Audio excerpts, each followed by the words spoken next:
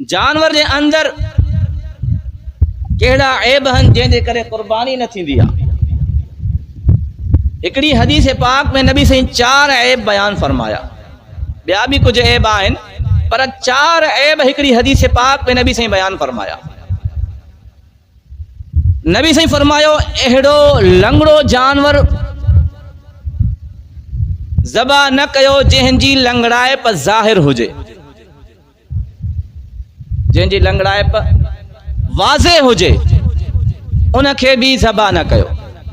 छा मतलब लंगड़ाइप कीअं वाज़े थींदी? उन जो तरीक़ेकार इहो आहे जॾहिं जानवर जी कंहिं हिकिड़ी जंग में थक लॻल आहे ऐं उहो जानवर उन जंग के इस्तेमाल नथो करे, उन जंग के गीले थो, त इहो लंगड़ो जानवर आहे, इन जी कुर्बानी दुरुस्त न आहे।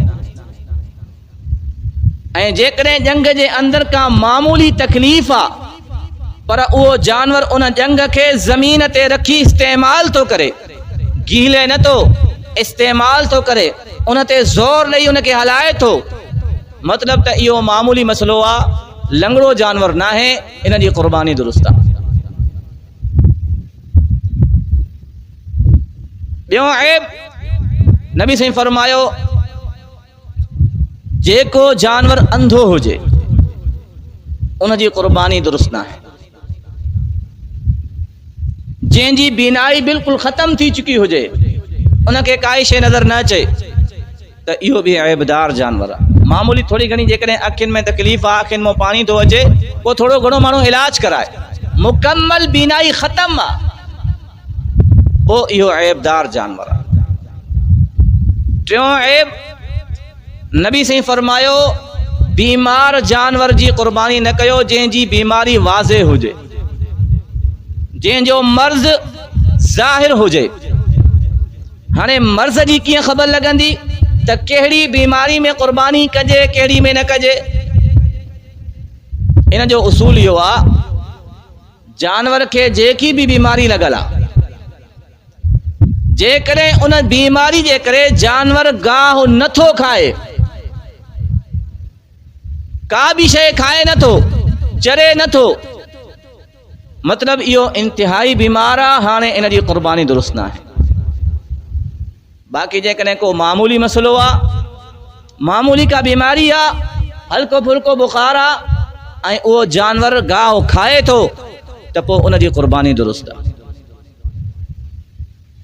ऐं चौथी शइ नबी साईं फरमायो इंतिहाई कमज़ोर जानवर जी कुर्बानी दुरुस्त न आहे। इंतिहाई लाग़िर जानवर जंहिंजे हॾनि में मिख न हुजे, उन जी कुर्बानी दुरुस्त न आहे। हाणे असांखे कीअं ख़बर त कंहिंजे हॾनि में मिख आहे न आहे?